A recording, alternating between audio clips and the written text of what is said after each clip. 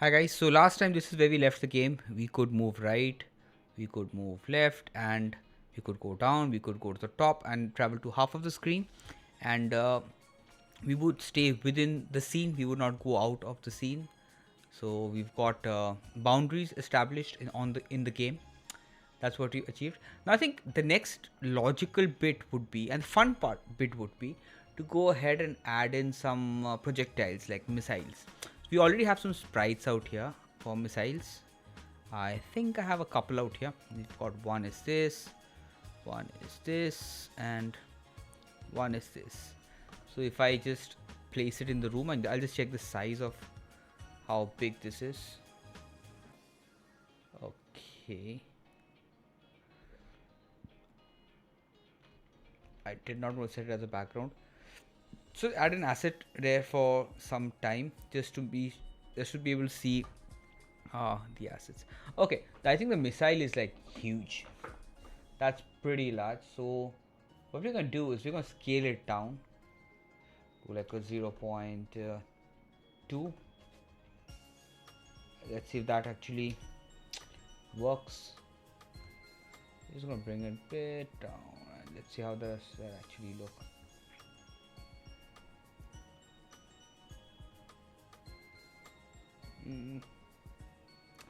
I think that looks pretty slick. I think I can live with that. I think so. Let me just try to get it 1.15. Just see how does that actually work. So 2 or 1.5. I think let's stick to 1.5. So we don't need this asset anymore because we're going to add some motion to this. We're going to create a new object and we're going to call it object. Let's do one thing. So we will have projectiles.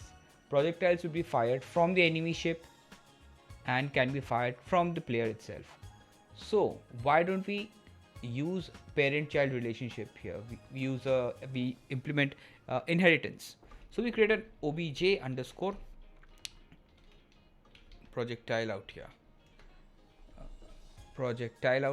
And we have a create event out here, and in the create event we set the image underscore x scale to 0.15. I think let's just make it 0.18 for now.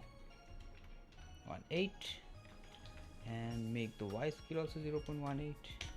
And since we're using inheritance, we've got variables out here which we can define. So when we are creating child of this parent, we can update these variables. So variables which you're wanting to use is the move speed, mb underscore speed. You're going to set it to 5 by default, and this is going to be a real number. Okay, that is one bit. And you're going to have a step event. Step event is something which fires on every frame of the game. We're just going to have the player move, the projectile actually move on the move speed. So the direction will be based on the move speed. It can either be a negative or a positive. If it's a positive, it will move, I think it's going to move down. I always get messed up with the y-axis. So yeah, if it's negative, it's going to move down. Positive is going to move up. So if I keep a missile out here, we're just going to have ty plus equal to move speed. That's our basic projectile done. So now the thing which I can do is I can create an object out here, which is an obj underscore player underscore missile. That's what we're going to do. And out here we're going to give a nice sprite. Okay. Yeah, we're going to give a sprite out here. And we are going to set up inheritance. So we have a parent out here. Parent we're going to select, which is going to be an object, and it's going to be the object obj projectile. So at this point in time, if I go ahead and place this missile in the room, yeah, so I cannot place it in the asset layer since now it's an object. You can place it in the room, and I am not sure what's going to happen. It might go up, it might go down. If it goes, ideally it should go up. It went down. Anyway, so yeah, obviously, yeah, it will go down because we have a positive there. It needs to be negative. So what we can do now is, since we are using inheritance out here, so in the player missile, we can go ahead and we get access to the parents variables out here. We can edit this and I can set it to a minus. Say I want this to run at a minus 10 because missile should be faster than the plane itself. I think that is something which we need to think about. We'll actually make it, say I'll make it 15 for some now. Or yeah, I'll just keep it at 10. I think 10 should be a good value. So if I don't set anything, it's going to be 10, which means it's going to go down. And my player missile is setting it to minus 10, where it should actually go up. So it actually goes up, which is like super awesome. Now I might just to prove my point how inheritance actually works, I'm going to create another object. I'll just probably just replicate this one. Control T, duplicate it. I'm going to call it obj underscore enemy underscore, just for fun. We're just going to call it enemy missile, and we're going to set it to 10. So these are two objects. They both have the move speed set. One is the player is at a minus 10, which means it's going to go up in the screen, and the missile, enemy missile, is going to be a plus 10, which is going to go down. So if you just go ahead and try it out pretty quickly, so we can just go ahead and place.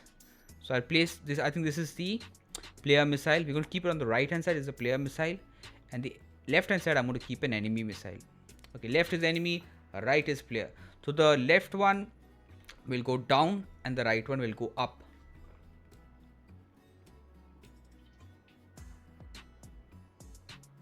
Okay, so that happened, and this is where parent-child relationships or inheritance actually comes handy. So I've written the code once out here, obj projectile, and we are handling it in two separate objects, which is like, it actually makes our life pretty easy now.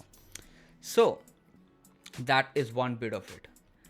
So we've got the missiles moving. We don't need these missiles out here because we're going to now spawn them. So now what we want is, we want our player object, obj player, to be able to shoot out missiles. So what we can do for that is, we can actually have a shoot button defined. We're going to have to keyboard underscore check, and we're going to use the pressed event. So pressed event is basically, it fires once the moment you press it. If you're keeping it pressed, it doesn't register that. It's just going to fire it once per press. Even if you're keeping it pressed, it is going to be triggered once. And the key we are going to use is, for now, is the space key. And just for fun, I'm going to use the mouse button left click also. So mouse underscore check underscore pressed, and MB is the left key. That's what we're going to do. So now moment we have a shoot event pressed, let's just not directly go ahead and shoot it out. Let's just show underscore debug underscore message. We're going to say shooting a missile, and we're going to put it into an if statement. If shoot, it's going to wrap it up, pick this up, and place it out here. So now if you hit space, we're going to have one shoot missile out showing up out here. So just expand this a bit. So we can move left, right, nothing happens. I hit shoot and I press it, it just triggers once, which is good because that's what I actually want.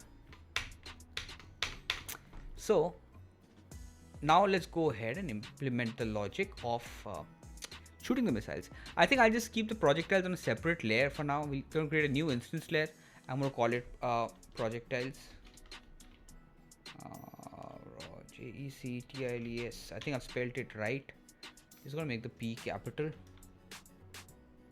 Yeah, so that's our projectiles. And so the moment we actually hit the space key, this is firing absolutely fine. Now what we want to do is, we want to shoot a missile. So instance underscore create layer. This is a built-in function which actually helps you create an instance of an object in a certain layer at a certain XY coordinate. So X is going to be the player's X, and Y is also going to be the player's Y. we're going to shoot it from right, the origin of the player. We will later on fine tune it a bit, but for now I think that's going to work. The layer on which we are going to create the instance is projectiles. You might have to spell it correctly, because there's been a number of times that I've tried to spell it and minor mistakes in spelling creates an error. So that is something. And the last thing we need is the actual instance of the actual object which we want to actually create.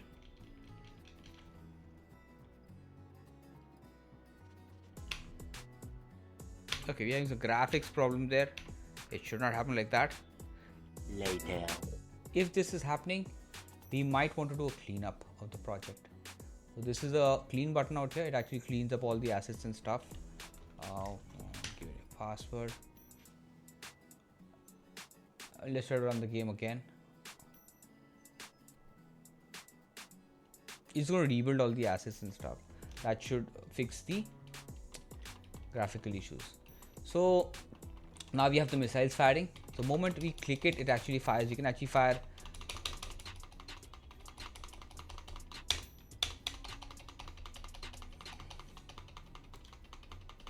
so that works. But now the challenge is, if we go ahead, we need to actually understand how the memory in computers work. The more instances you create, the more memory you're using, because memory is required for the computer to keep that instance alive. So now if we go ahead and just look at this game out here, if you shoot a missile, the missile is going, it's exited the screen, but it's still alive. We haven't done anything to destroy it. It did not touch anything, it did not explode, it's just still alive in the game. So the way we can actually check it, we can actually just go and debug it out here, and we will get access to an instances panel out in the bottom. So yeah, I think this I hit the wrong button. So debug F6, we hit that, and the game starts up. Let's just move this to the side a bit. Oh sorry, I'm the wrong panel. Yeah, instances. So you can see I've created 2 missiles out here and they're still alive. I'll shoot one more missile. That's one more created and it's still alive. And if you see the x-axis, it's still yeah, the y is still going forward, so it's keeping on incrementing right now. So that means the object is still there in the game and it's occupying memory, even though we don't need it anymore. It's exited the screen, so that's gone. We need to clean this up. So the way we do that is, the easiest method is in the object itself. So if you go to any projectile, let's implement this logic on any projectile. And if a projectile is, you go to others, outside the room, we are going to instance okay, sorry, yeah, instance underscore destroy. So that's going to destroy the instance. Now if you run the same game again, we're going to run it in debug mode and go to the instances tab. That's going to show us all the running instances. Currently we have nothing, we just have the OBJ player. We're going to shoot once. That's one missile. Fired, it exited the room and it's gone. If I fire 3 missiles right now, 3 created, exited the room, cleaned up, gone. So that's one way. So the moment any object is actually created, it needs to be destroyed also. So once we don't need it, it needs to be destroyed to save space or save memory. So that's one bit of it. So I think the missile is working.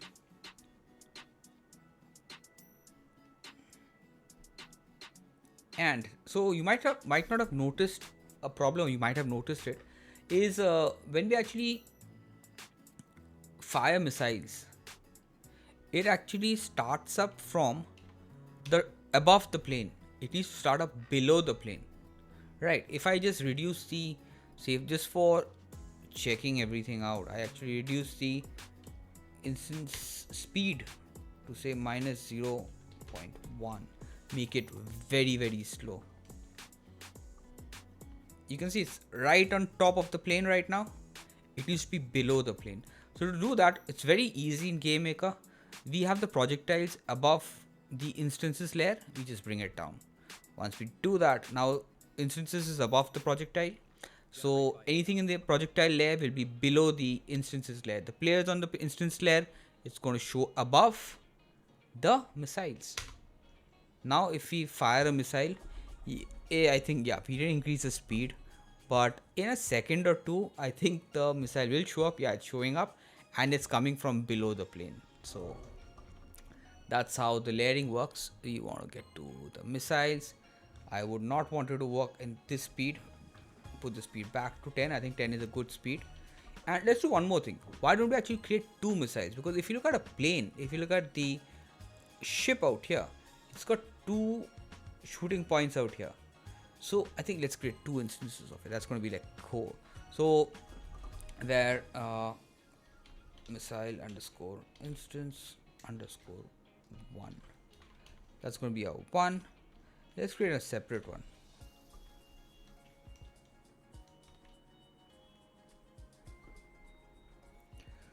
Okay. That's the second one. So on the Y we are doing, it's not going to have much issues because Y axis is going to be same. But if you're firing two missiles at the same time and the X axis is the same, it's going to show one above the other. So it's going to seem like nothing is happening. It's just one missile. But actually there are two instances which is created. They travel at the same speed. So what we need to do is, let's to one X axis add maybe a 25 pixel. I think, I'm not sure of these numbers, but I have to definitely check it out. So move one missile 25 pixel to this side, add 25, and one missile to the other side by minusing the X with 25. So let's run the game.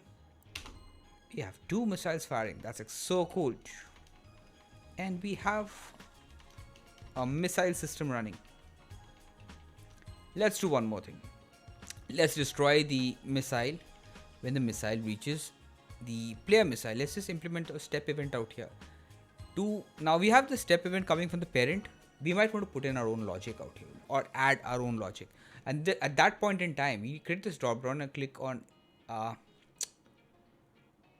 inherit event. So basically whatever is there in the parent is going to keep that with inherit event, and we're going to add in some more code out here. So say if X is equal to 0 of the missile is, sorry, if Y of the missile is equal to 0,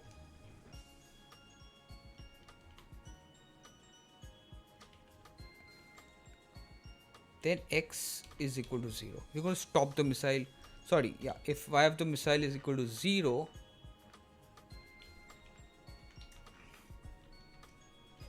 that's an if condition, yeah, that would have set it, is equal to 0.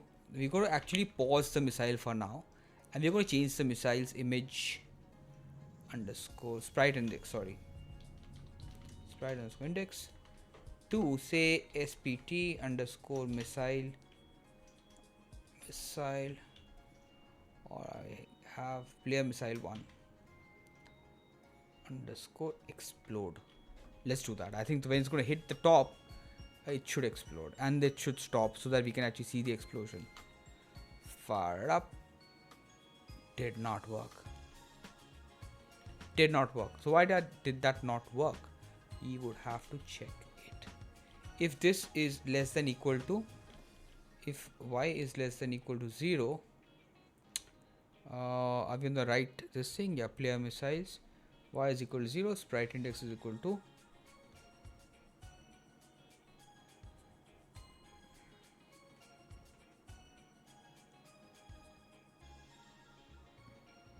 yeah, that worked. So now we can actually see that. Now, so that we can actually check it, we're going to just bring it a little bit lower. Y is equal to,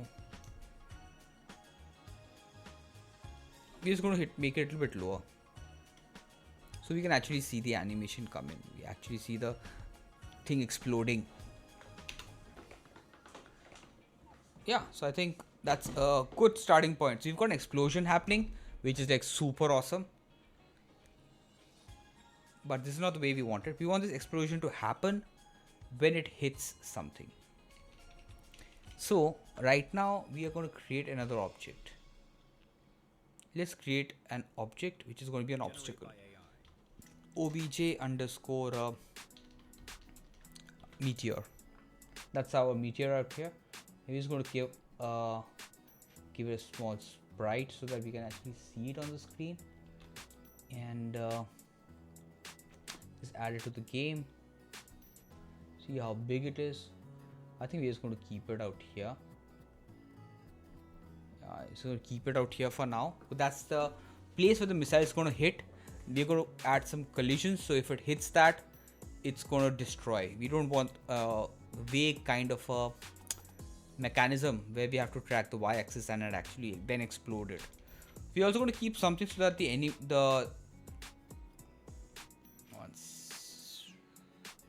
so we want to also track that this is destroyed, so it cannot have any more collisions. So in the parent, I think is destroyed, is underscore exploded. He's going to set this variable to false. So if it's not exploded, it's going to have collision working, and if it's already collided with something, it's going to explode. But even if it's moving forward, we don't want the collision to work anymore. So for a couple of things we need to do out here. If y is equal to move speed, so we are not going to move the missile anymore if not exploded, then we want to move the missile, else we do not want to move the missile at all. We're just going to keep it there because we want that explosion animation to show up. So the moment this happens, the missile is going to stop and it's going to explode. And now we need to track the collisions. And for that, I think the best place to do it is the player missiles, because each missile, the type of missile or whatever projectile we'll use, it's going to be different. The collision is going to be different. So for enemy, we might want to track if it's actually colliding with the player, and for like a player missile, we want to track if it's hitting an obstacle or the enemy or something. So we want to code that in a separate section. So we want to code it in the actual object itself, not the parent. So we're going to hit collision. It's going to go others. So this is in the player missile screen object. So it's going to say that if this missile collides with a meteor at that point in time, we want the is underscore exploded is equal to true. So just to check if this is working, you can just start the game, and we have a condition set in the parent. If explode is equal to true, the missile will stop moving. If we fire this and it collides, the missiles actually stop, which is like, okay, our code is working. That's super cool. And the next thing is, I think, pretty simple, is we want the sprite underscore index is equal to sprite underscore player underscore missile 1 exploded. It's gonna explode, and we also want to override the step event at some point. If image underscore index -1 is greater than,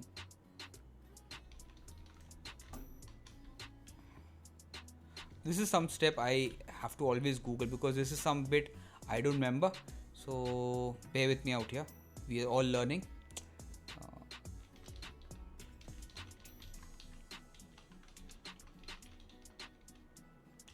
So it's some kind of, we check the image index and stuff.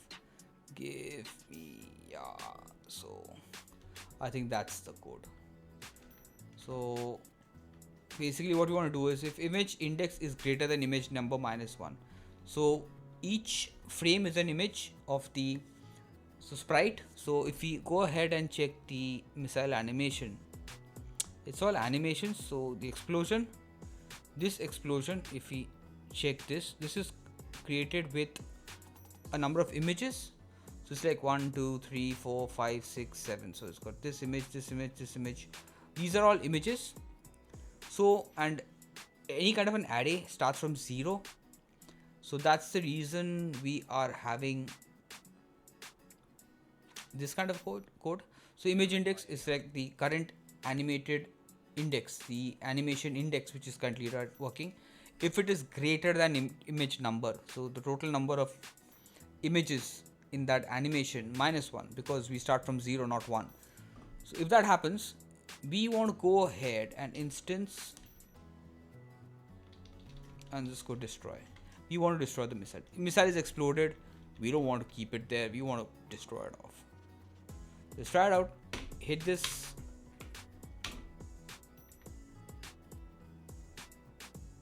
Oh yeah, sorry. My bad.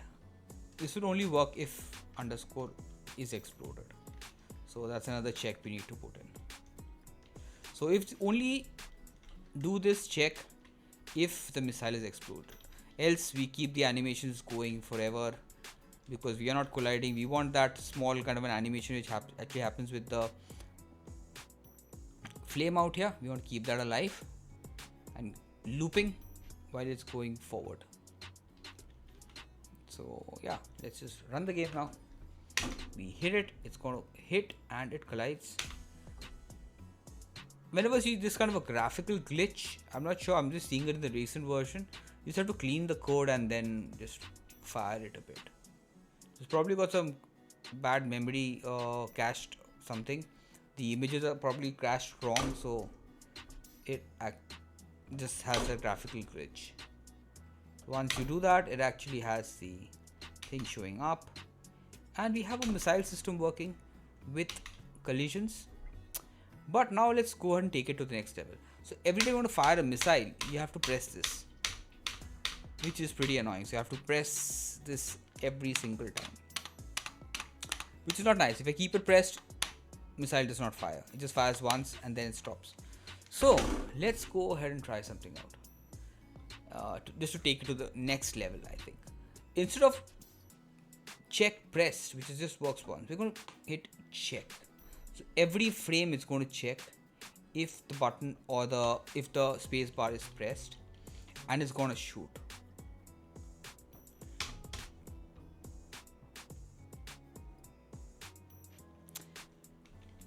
And there'll be a problem out which is going to happen. We're going to create a lot of objects.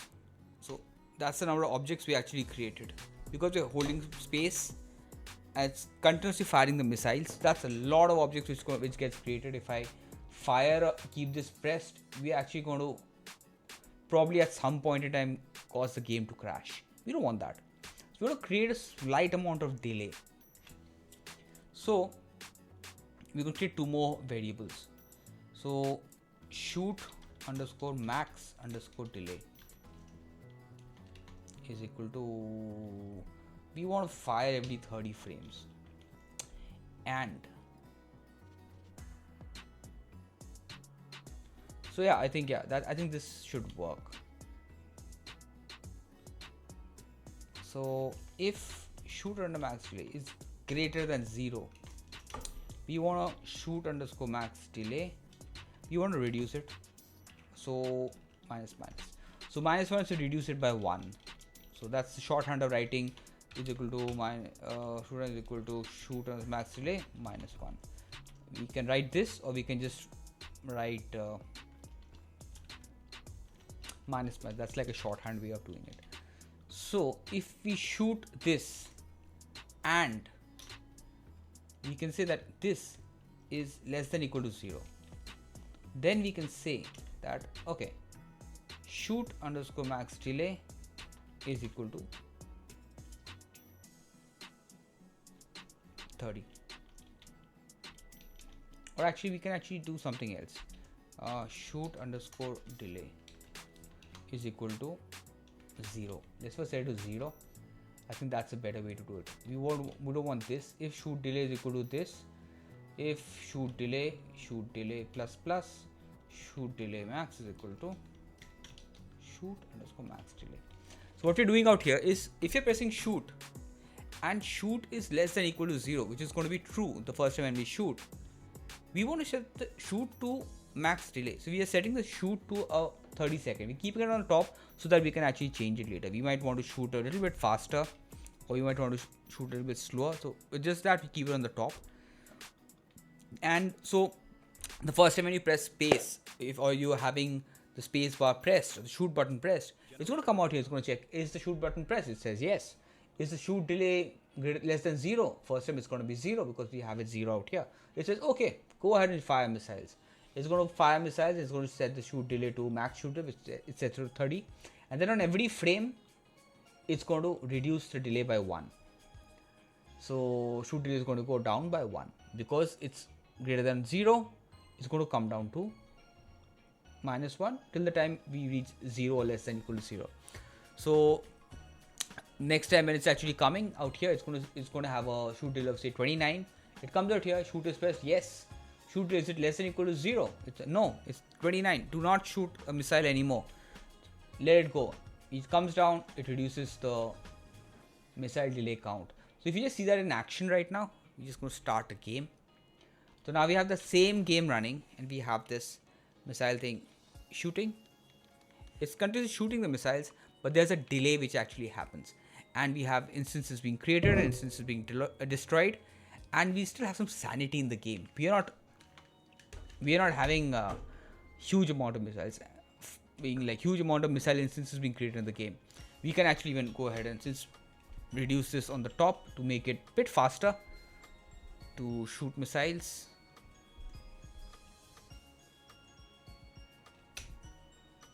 So yeah, we can actually go left, right, and we have a nice mechanism of shooting missiles. So now we have missiles firing, it's colliding and everything. And if just for fun, if you go ahead and check the debug console and the instances of the, just to see the instances that has been created, you just move this to the right hand side for a couple of seconds, and we can see that there is the meteor, the player, there's no missiles. So I'm just going to shoot some missiles. Missiles are getting created. There's a whole bunch of missiles getting created, and we are shooting them now. Some are hitting the target, some are not hitting the target, some are going way off the screen, but you can actually see the missiles are reducing. If I stop shooting now, slowly the missiles will actually clear off. We are back to the player, back to the meteor. So that's how we actually go ahead and create projectiles and shoot in our game, which is like another hurdle we've crossed. So I think in the next part we're going to work on the meteor a bit. Maybe have the meteor coming from the top, and maybe even have it explode, or some kind of a mechanism where it actually I haven't thought about it, but let's think how we can get it more appealing at this point in time. But I think we have a nice mechanism going on with this. Okay, so thank you guys for watching, and if you like GameMaker, making games and stuff, or even programming, I make mobile apps also. If you like that, you can actually subscribe to my channel. Thank you guys for watching.